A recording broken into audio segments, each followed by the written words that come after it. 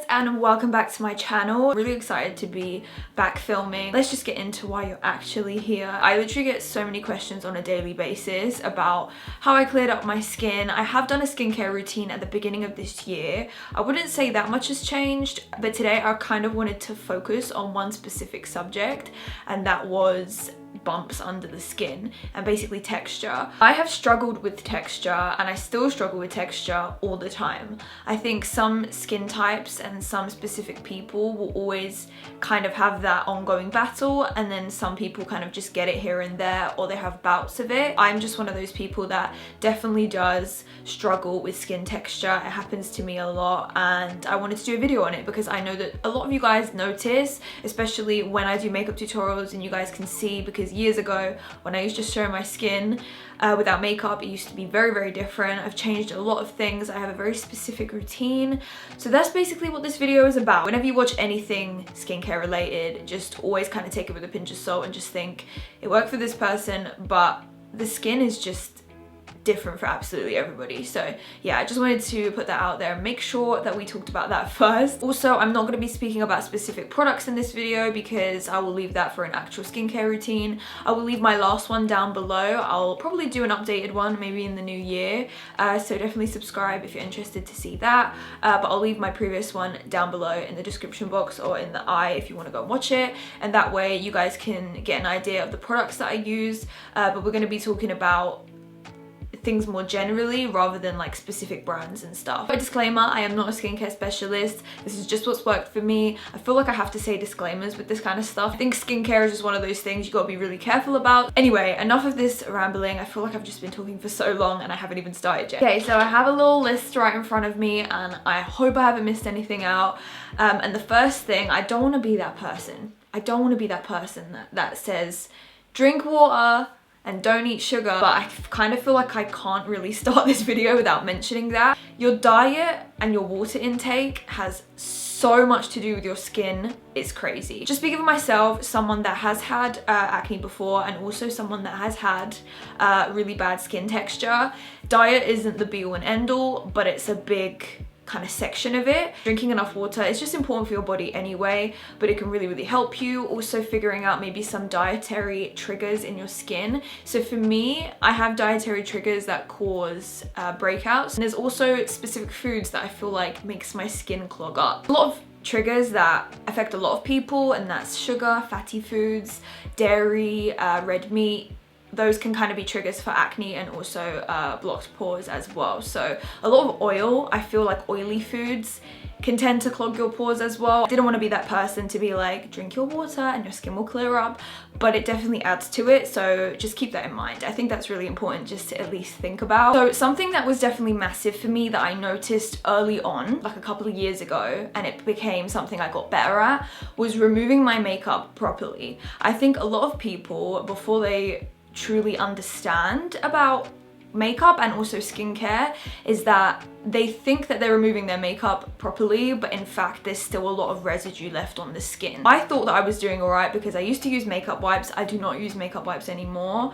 That's something that's definitely changed since my last skincare routine, and that I would only cleanse once as well, and I know now that cleansing twice is really important. A lot that kind of goes into removing your makeup properly, and I feel like this is a massive portion of it, because I just used to think that I was removing it enough. I thought if I used a makeup wipe and a cleanser it would be enough, but that's just not the case at all. So the key for me is making sure to remove as much makeup as I can before I double cleanse. Now this may not be necessary for people that don't struggle with getting blocked pores, but for me, where my pores that you get blocked so easily, I literally need to make sure as much makeup is off my face before I do my first cleanse. And the way that I do this is I use a face halo. I don't know if you guys have seen these before, but they're the best. I use them instead of a makeup wipe. It's basically just like a little mini towel circle thing that you just remove all your makeup with.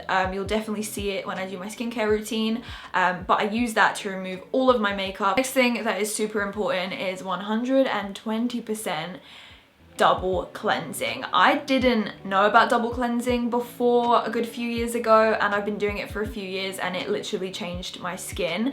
So when I say double cleansing, it basically means first cleansing with an oil cleanser or a balm, and then cleansing with a gel or a cream. Now basically the reason why it's good to double cleanse is because using an oil or a balm actually breaks down makeup, and that's what makes it so important and vital, is because you think you've got all your makeup off, but water and certain cleansers don't actually break down the product that's on your skin. And that's why for me personally, because I was wearing makeup so often, it was like clogging my pores so much. So I needed to use an oil cleanser first, really massage it into the skin, and that's something I'll talk about in a sec, and then remove it, and then go in with my second cleanser, which will normally be a cream or a gel. Also, what's super important is the removal of the cleanser.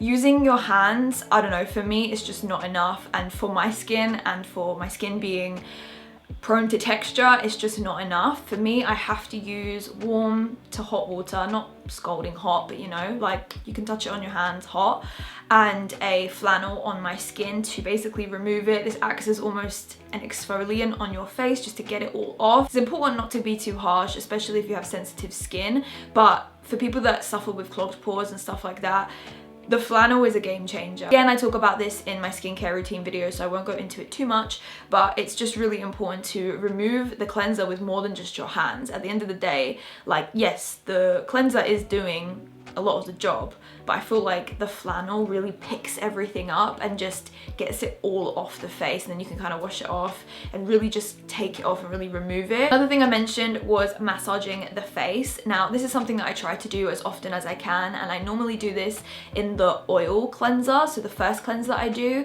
just because oil obviously makes it lubricated. I don't like that word, but it's just like lubricated, so you can like massage your face basically. Kind of doing this and then washing it off just isn't enough. You really need to kind of push it into the skin and remove it properly. Not only does it help so much to actually work the product in and get the most benefits out of the cleansers that you're using, but also massaging is really important for the skin as well. It improves circulation and altogether just makes your skin work better as an organ. I'm not a skin specialist, I'm not a scientist, but I just know that it's really, really good for your skin. Exfoliation is of course a massive part. I think if anyone ever hears blackheads, the first thing you think of is I need to exfoliate or I need to do a mask, and both of them are really, really important.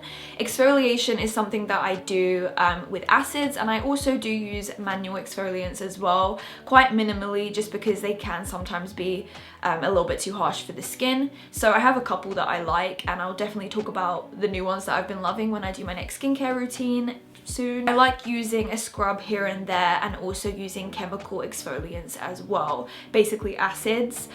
This really has been a game changer for my skin as well. It's been something that I've used for the last 2 years, I would say. I worked my way up from low percentage acids up to higher ones. It's important not to use acids that are too strong for your skin too soon, because your skin can react. And yeah, I use lactic acid, I use glycolic acid, I feel like there's another one that I'm forgetting. Definitely look into it. Using glycolic acid and lactic acids, just products that contain them, were super important, and it really helps to just break down, again, the dead skin that's sitting on the top of your skin, helps to break down what's deep within the pores, and that's something that really does help, that cleansing won't do. So masks are really important as well. I like to mask as often as I can. I try and mask on a Sunday just because it's kind of like one of those relaxing days. And I give you guys the products that I like in my skincare video, but just using a charcoal mask really does help here and there. It's not going to be everything, but it just helps to aid in all the other things that you are doing. Now that's a bunch of the stuff that I would say is the skincare side of things, the actual things I've done within my lifestyle that have really helped. But there's also a lot of preventative measures that you could take, and a lot of that goes with the food and the drink and all of that kind of thing. But also something that's really important is to use lightweight products, or products that are I can't say this word, why do I always struggle to say this word? Comedogenic. Definitely look up comedogenic That word is so hard to say, I don't know why I struggle so much. Comedogenic ingredients, and a bunch will come up. Mineral oil is one of them, coconut oil. There's a bunch of different ingredients that you would want to typically stay away from. I personally like to use moisturizers and stuff like that where the first ingredient is water, just because it's a little bit more lightweight. And this is something that you'll learn over time if you just kind of like do the research into it. I feel like I'd be here all day if I listed all the ingredients that I avoid. So definitely look into that and stick to using lightweight products if possible, just because the heavier products definitely are more likely to clog your pores. Not to say that every oil will or everything like that will, because I still use oils and I find that they really help my skin. I just make sure to use the ones that are less pore clogging. Also, another massive thing is being careful what touches my face. Makeup brushes, hands, your phone, pillow, those kind of things really are preventative measures, so I definitely kind of just bear that in mind. Sanitize your phone, make sure to keep your hands sanitized. I'm one of those people that I literally sanitize my hands all the time. I'm terrible. My hands are always dry, especially in the winter, just because I'm constantly washing my hands. Like, not even just in the winter, but my hands are just always dry because I wash my hands so much. So yeah, I wouldn't recommend doing it until your hands are dry, but it's just important to keep your hands clean. Just try and not touch your face if you're not wearing makeup, and just generally, and try and change your pillowcase often as well, because I find that when I'm lazy with it, it definitely can cause things with my skin. So it's important to bear that in mind. These are all things that work really well together. It's not like one of these will save you. It's kind of like if you implement a few of these or all of them, or other things that you know works for you as well, that's where you'll start to notice a difference in your skin. It's not just like a one-stop, one thing miracle. There's definitely a lot of things that you can implement, and it seems like a lot at first, but it just becomes routine, and once it does, the skin that you end up having is just so much more worth it. Hopefully this was informative for you guys. Remember,